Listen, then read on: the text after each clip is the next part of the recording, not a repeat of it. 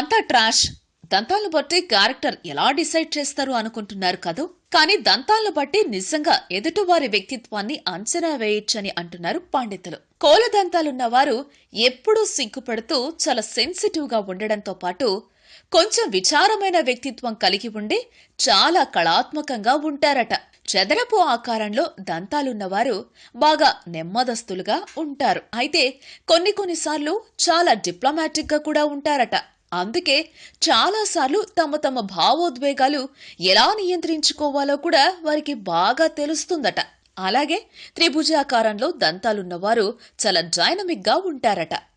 అంతేకాదు, ఏకంగా ఆశావాదులై మంచి ఊహాజనిత శక్తిని కలిగినట్లు బాగా మాట్లాడుతూ జీవితాన్ని ఆనందంగా గడుపుతారట. దీర్ఘచతురస్రాకారంలో దంతాలున్నవారు శారీరకంగా మానసికంగా చాలా స్ట్రాంగ్ గా ఉంటారట.